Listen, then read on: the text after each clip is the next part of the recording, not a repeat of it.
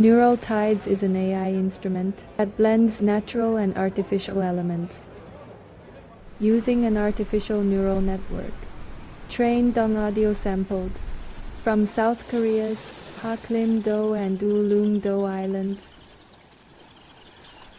it transforms the recorded sounds into particles, organized in a latent space, allowing exploration of the auditory landscapes. This synthesizer uses granular synthesis to reflect the oceans, breakdown of plastic, mimicking how styrofoam fragments merge with natural materials along the shore. In neural tides, sound is divided into grains and shaped into new textures, mirroring the interaction of waves and marine debris, providing a sonic perspective on environmental impact. With 6 knobs, a motion sensor, and a touchpad, the instrument is designed for intuitive control over sound sources, time segmentation, and effects. The algae-based 3D printed case is biodegradable, enhancing the project's environmental focus. Neural Tides utilizes AI and machine learning for a layered sound synthesis. An autoencoder model, implemented in Super Collider and Max 8, analyzes and maps sound grains using 13 MEL frequency cepstral coefficients, placing them in a navigable 2-dimensional latent space. The system utilizes 4 distinct autoencoder networks, each analyzing different sound qualities, creating a complex, multi-layered auditory landscape. User gestures, captured by a leap motion device, interact with a neural network to activate and blend sound layers, making exploration fluid and immersive.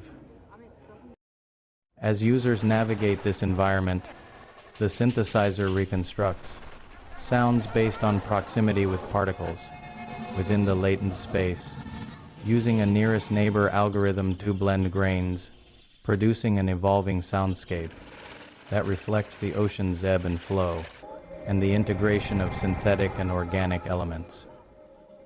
By reinterpreting sounds from isolated coastal areas with AI-driven synthesis, Neural Tides challenges our perception of sound and space. This blend of technology, environment, and interaction creates an immersive soundscape, encouraging a deeper, reflective connection with the natural world.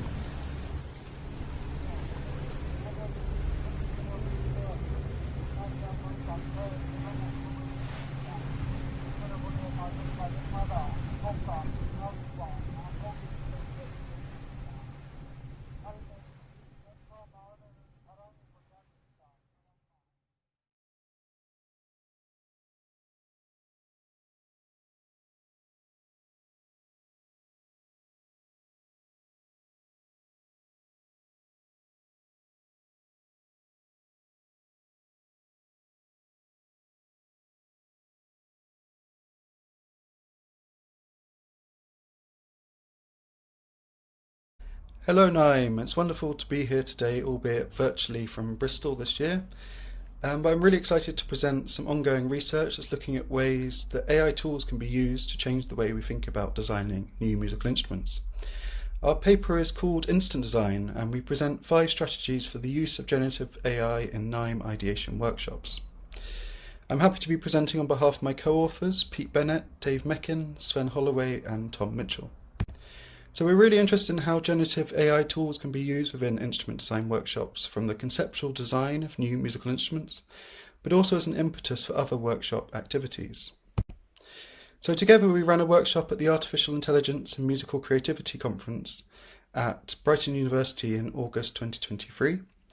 And this has led us to propose 5 strategies for the use of AI tools for practitioners looking to facilitate workshops using generative AI tools. To give you an idea of the technology we're using, this is an example of how a text-to-image generator works. It's a generative tool that is based on a diffusion model, where you prompt the program with text and it will return a never-seen-before image based on that textual input. This is an example from a workshop in London in 2023, and the participant wanted a red musical instrument made from chicken nuggets that you play with your elbows, and the resulting image is on the right. So we took these tools and designed a new workshop to generate new musical instrument designs. This is what the workshop plan looked like. We started by showing participants several different free tools that they could use, such as Bing, ChatGPT, Midjourney. We then had the ambitious goal of generating 500 new instrument designs. These designs were organised into themes, which I'll discuss further, and finally we created craft mock-ups of some of the AI-generated designs to bring these fictional instruments into a more tangible space. So this workshop was based on this question: if you could have a musical instrument made from anything, what would it be?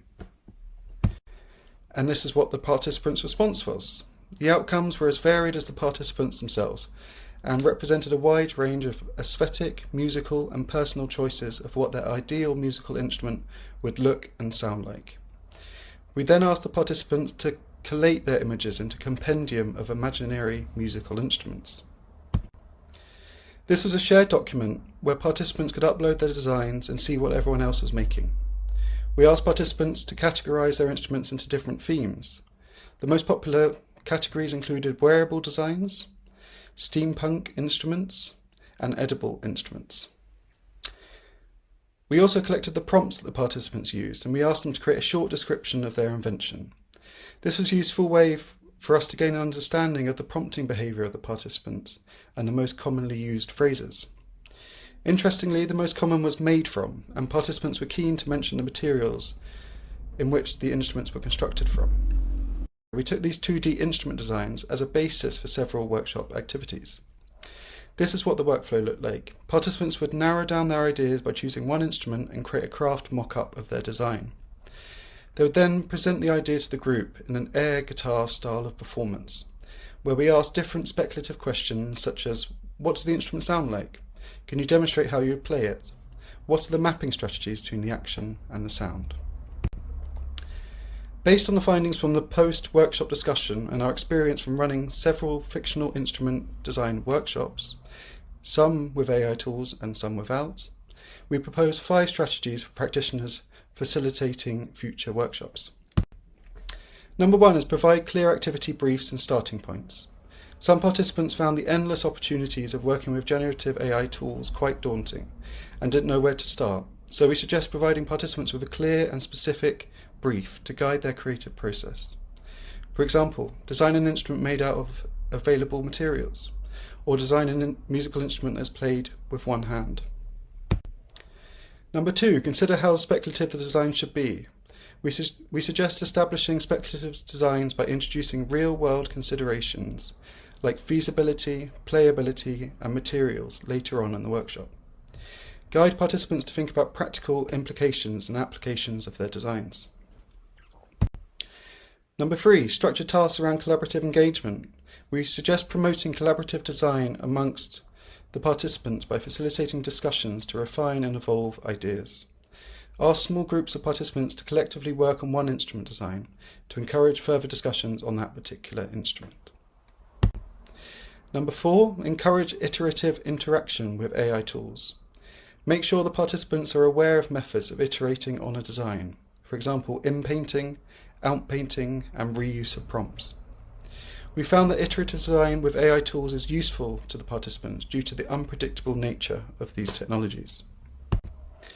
Number 5 is involve physical materials and activities. We found that the use of physical objects in the workshop addressed some of the challenges we encountered in previous workshops, and these activities encourage participants to move away from gestures associated to existing instruments to a newfound gestural space. Ask the participants to present their craft mock-ups alongside the AI-generated images to give plenty of material to convey their designs. So thank you for listening, and I hope this entices you to read the full paper, and I hope you all have a great conference. Thank you. Hi, I'm Dr. Ryan Ingebrigtsen, Professor of Music Technology at West Texas A&M in Canyon, Texas. I am here today to talk about a recent study conducted by myself and my collaborators, including Professor of Music Therapy Dr. Daniel Evans and Dr. Christopher Knowlton at Rush Medical University. In this study, we attempted to isolate any metric, either through movement correlation or observation, that could be used to effectively measure the level of kinesthetic empathy between performers using a real-time interactive music system. Kinesthetic empathy means slightly different things in various fields. In music and dance, it's often called vicarious performance or metakinesis or intermimicry. Kinesthetic interaction design calls it the ability to detect and decode the input of other users. In kinesthetic interaction design, Folkman et al. Developed a framework. Of the 4 case studies used to demonstrate this classification system, none of the examples included kinesthetic empathy. In general, it seems to be the most elusive of the 7 parameters they set out. In prior ethnographic studies, we identified several elements of kinesthetic empathy in dance and online music performances that utilized interactive music systems. These ethnographic studies used post-performance interviews to gain feedback on the performers' experiences. Participants self-reported feeling the presence and input of their fellow performers, even when they were physically separated from one another. From this, we concluded that these performance systems achieved kinesthetic empathy. Despite the self-reporting, no quantitative metric in the literature seemed to be appropriate to measure this objectively. Prior research on perception of digital music performance generally falls into 3 categories.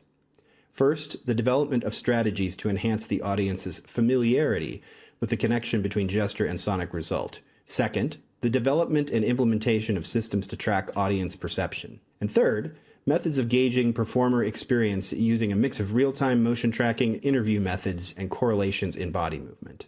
In the case studies presented in the literature, audience members were often asked for general performance rating. We did not feel that this could be used as an indication of kinesthetic empathy between performers. Research by Alexander Demos et al. Suggests that there is a beyond chance correlation in postural sway between 2 musicians playing the same music, and that this correlation exists between performer and observer, even when observer is watching a video. This seems to give experimental evidence for the existence of kinesthetic empathy in performance situations. However, the studies involve the performance of notated music passages. As most interactive electronic music performances are improvised to some extent, this method may not be adequate to identify such correlations in movement. To find our metric, we chose a novel approach. We video recorded several duet performances of 2 different pairs of performers using an established interactive music system called the Body Sample Player. Uses motion tracking data to isolate discrete joint positions that control the volume of looping samples. For the current study, we used the latest version using a Connect 2 camera for motion tracking, Touch Designer for data collection and scaling, and Ableton Live to manage sound samples. The 2 performers were separated by a thick black curtain during the duet performances to minimize any visual or haptic feedback. We then asked each performer to engage in solo performances on their side of the curtain. From these, we created 8 videos, 2 of which were real duet performances, and 6 that were created by splicing each side of a solo performance together to make it appear they were real duet performances. We then created a survey where each of the 8 videos was shown, directly followed by 5 survey questions inquiring about overall performance rating, perceived expressivity, the connection between gesture and sound, who was the perceived leader, and perceived interactivity between performers. These questions were asked to determine if there was a significant difference between the real and fake videos in any of these aspects. Of all of these questions, only the question of interactivity showed a significant difference between real and fake videos. A Wilcoxon signed ranks post hoc analysis of this aspect showed that videos 1 and 2, which were the real duets, have a significantly higher rating of interactivity with all but one of the spliced videos. Because the Body Sample Player is an instrument with a long performance history, where both musicians and dancers have self-reported feeling the presence and input of other performers based on the auditory sense, we feel this is an indication that it facilitates kinesthetic empathy by the definitions in various fields. Our findings in this study suggest that this sense of connection and interactivity is observable to a general audience, and therefore this metric could be used to measure the level of kinesthetic empathy in this kind of performance. This could be used in future to help measure the effectiveness of various pedagogical and design interventions for a number of interactive music systems. We also feel that this finding could have importance in fields such as kinesthetic interaction design, movement science, and music therapy, to name a few. Thanks very much for your time. We hope you enjoyed this presentation. Hello, I'm Roxy Jia from Goldsmiths University of London. In this presentation, I will introduce our research which explores how interactive media can be integrated as a dramaturgical and scenographic element in theatrical productions. Although interactive technologies have been widely studied in performance arts, their use in theater as part of the scenographic and narrative design remains underexplored.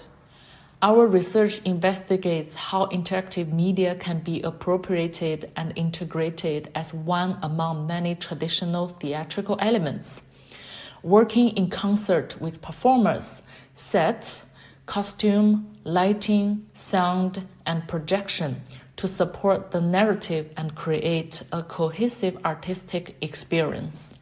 Instead of focusing on technical innovation, we examine its role as part of a Gesamtkunstwerk, contributing holistically to dramaturgical storytelling. The integration of interactive media into theater presents two main challenges. First, the storytelling potential of interactive technology in theater has not been fully realized. Second, the cross-disciplinary nature of interactive technology often conflicts with conventional theater production workflows, where design departments typically develop their creative practice independently until the technical rehearsal phase. To address these challenges, we propose two key approaches. The first is adopting a two-layer interaction design workflow, combining macro-level conceptual design with micro-level Q2Q mappings to structure the integration of interactive systems into the performance. The second is defining the role of the interaction director, who ensures the interaction design aligns with the production's narrative and aesthetic objectives across multiple departments. We implemented and refined these approaches through multiple versions of two productions, Pangu and Origin Essence. In these productions, we appropriated the HTC Vive system, originally designed for VR gaming, and repurposed it as a motion tracking device for interactive media design. On the macro scale, we utilized a holistic design framework to align cue-based design principles, including sound, lighting, projection, and interaction, across an entire piece using a design sheet. During this process, the interaction director oversees technical design and coordinates cross-disciplinary collaboration, ensuring that all dramatic elements integrate cohesively with interactive media to create a unified and dynamic interactive storytelling experience. In the microscale mapping, we designed dynamic interaction sequences where various inputs such as movement, instrument, signals, and sound stems were mapped to outputs, including generative visuals and sonic transformations. Beyond technical integration, we examined how interactive media contributes to scenographic aesthetics. Interactive systems produce visual and auditory metaphors that function symbolically, inviting audiences to engage imaginatively with the narrative. Drawing on reader response theory, we explored how structured ambiguities in interactive media allow for interpretive gaps, encouraging spectators to actively participate in meaning-making. Furthermore, interactive media resonates with contemporary audiences' horizon of expectations. As digital natives, they are familiar with responsive media environments, which makes interactive elements both relatable and engaging within the scenographic experience. In conclusion, our research highlights how appropriated interactive technologies, when carefully integrated through collaborative design processes, can function as dramaturgical and aesthetic agents in theater. Thank you for your attention. For further details, please refer to our full paper.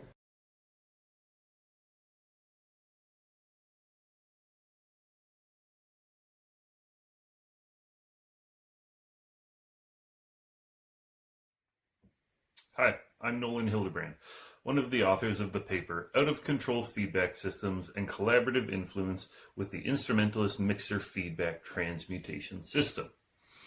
Our NIME paper discusses the Instrumentalist Mixer Feedback Transmutation System, or IMFT. So this is a chaotic electroacoustic system that's designed to facilitate interaction and collaboration between performers and mixer feedback, aka no input mixer. I have composed for the IMFT system and performed with it in a number of collaborative and improvisatory situations. So the IMFT system expands on the no input mixer paradigm by connecting an instrumentalist microphone input into a mixer along with feedback loops that is operated by a mixer performer. In this configuration, the instrumentalist engages directly with the feedback signal, manipulating it in real time with the immediacy and tactility typically associated with no input mixing. The mixer feedback distorts the instrumental input, in turn acting as a type of signal processing that manipulates the amplified instrument output. Although previous work describes the input of external controllers, sequencers, with no input setups, the use of acoustic instruments patched in via microphone opens up the possibility for more humanistic and virtuosic interaction with mixer feedback. The potential for performers to directly manipulate the feedback patch enables dynamic interactions with both the mixer performer and the self-sustaining feedback loop, creating new musical avenues for improvisation in live performance. This paper explores the creative and technical potentials of the IMFT system with acoustic instruments. This research is exploratory in nature and is guided by two central questions. 1. How does IMFT extend the no-input mixer paradigm? And 2, what novel timbres or sonic behaviors can emerge from this configuration? Drawing on performance experiences with various musicians across different settings, this paper positions the IMFT as an accessible, performative, interactive feedback system and audio processing tool that foregrounds unpredictability and engages with noise-based musical practices. Drawing on performance experiences with various musicians across different settings, this paper positions the IMFT as an accessible, performative, interactive feedback system and audio processing tool that foregrounds unpredictability and engages with noise-based musical practices. Performers in the IMFT system can collaborate, or they may work against one another. David Novak notes that this performance practice is common among noise artists, particularly those in Japan working with chaotic feedback, stating that, quote, feedback's modes and techniques are abstracted beyond self-expression, beyond even the flexible constructs of improvisation and experimental sound. Noise is more than merely indeterminate. It is out of control. This noise-centered aesthetic goes beyond ideas of controlling feedback and aligns itself in the negotiation with semi-autonomous chaotic feedback systems. This out-of-control performance practice is one of the ways to approach performance in the IMFT system. In my opinion, this noise-centered aesthetic/approach is especially interesting because it is less common in electroacoustic music. Here's a short clip of a recording session of my piece Generative Open Graphics Score number 1, which uses the saxophone performed by Colin Fisher and myself performing on the mixer in the IMFT system.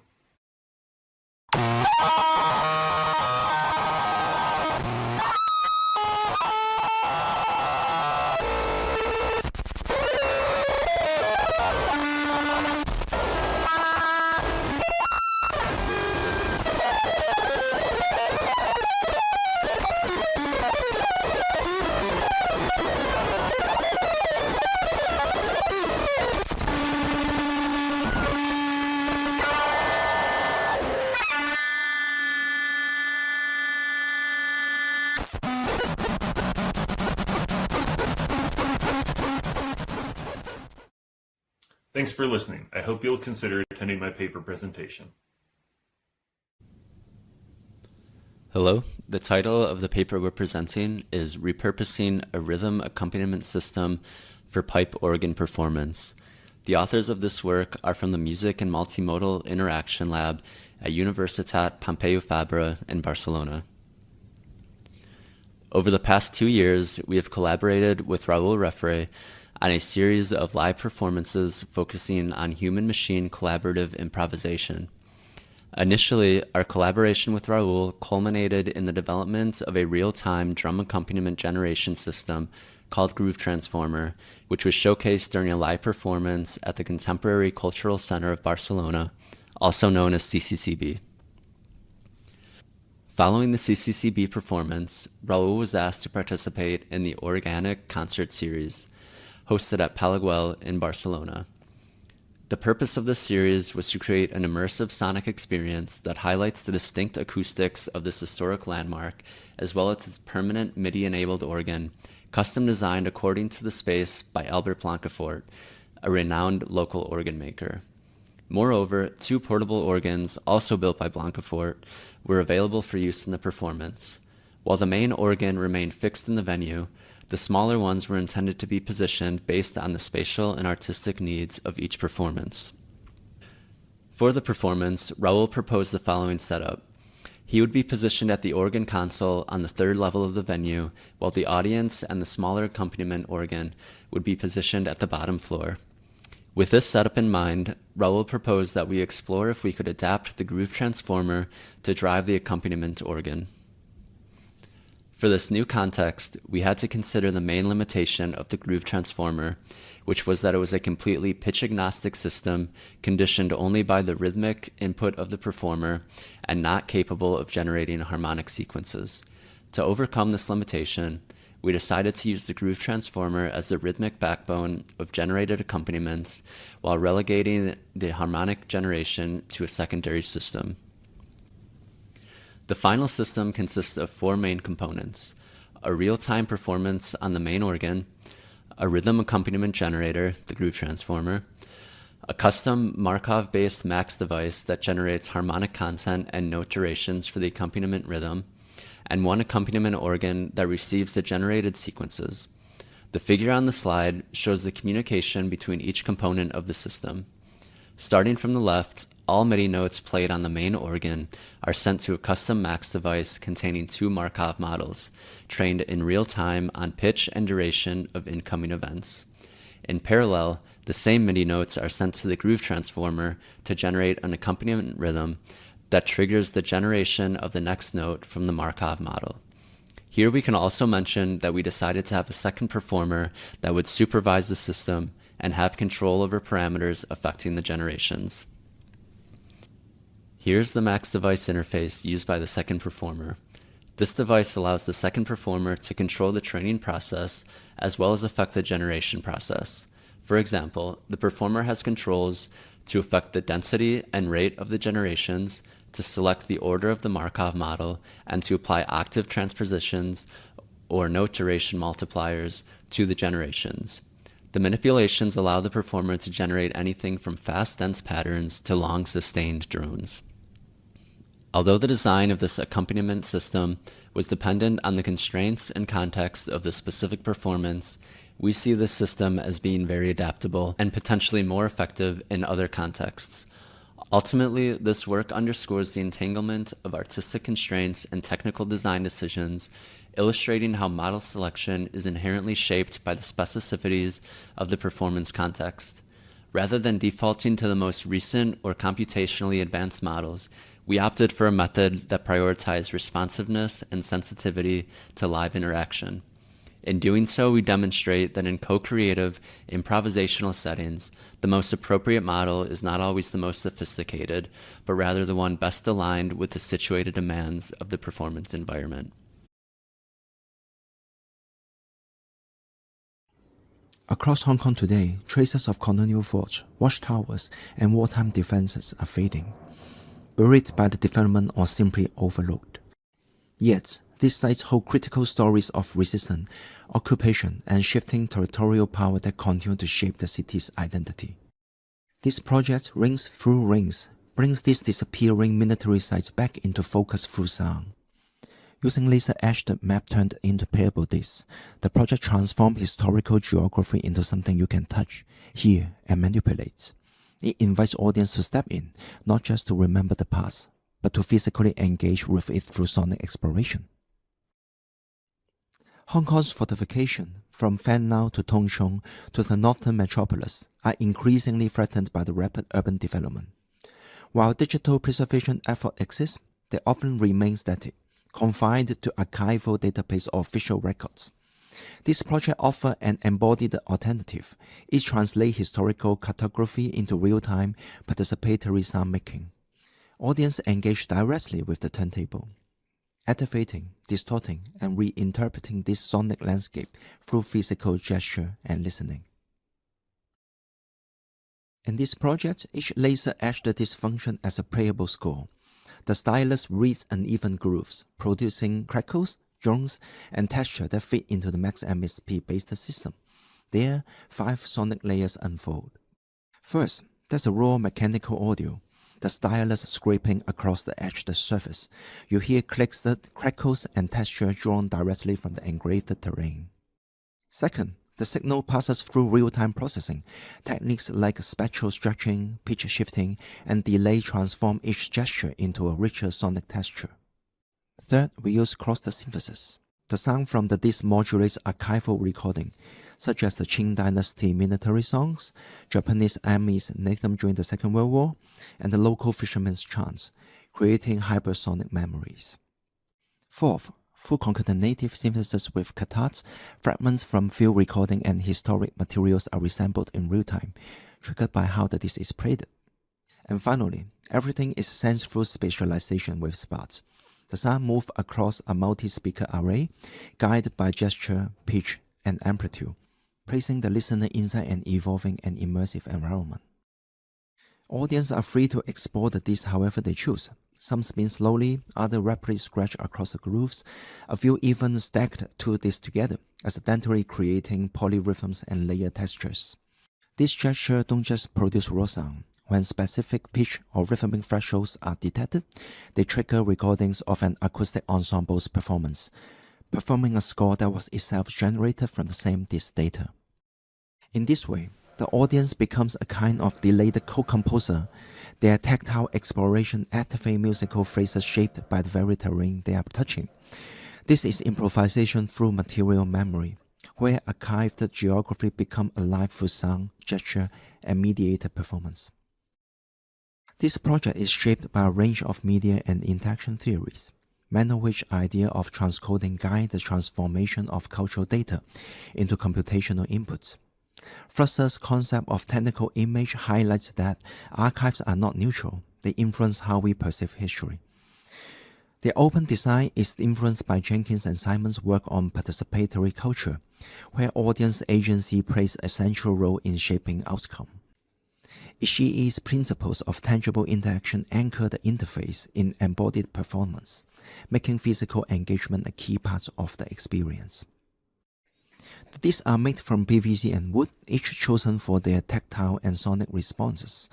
Laser depth and etching density are adjusted to influence groove complexity. In our experiment, the PVC creates a brighter texture, wood uses warmer tones. Each disc embeds history, not as symbol, but as a score. This project has already been tested in Hong Kong and will be exhibited in ICMC 2025. There, audience members will interact freely with the disc, and structured survey will gather feedback on how they perceive the sonic, spatial, and tactile dimension of the experience. This feedback isn't just evaluative, it's generative. Insights from this interaction will inform future iteration of this work, refining how this texture shapes sounds, how gesture is translated into spatial movement. So to us, this project is somehow like a sonic archaeology. It invites us not to preserve memory as static, but to perform it, to co-compose history together with the audience. So at the end, we would like to thank Hong Kong Research Grants Council Faculty Development Scheme for supporting this project. Thank you so much for your time and attention.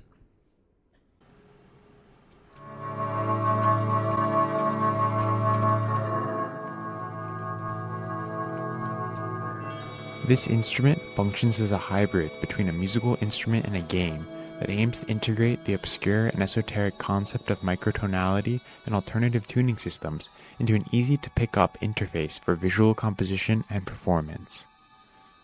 This instrument arose from the conflict between my love of wonky chords and justly intonated or microtonal music and the difficulty of actually easily composing with them.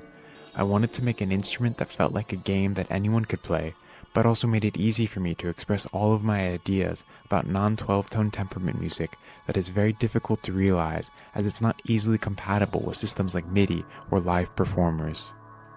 Additionally, I wanted to make something centered around the concept of play, as I believe that for all its proven benefits, it has largely been forgotten, especially in the often uber-serious world of contemporary classical composition.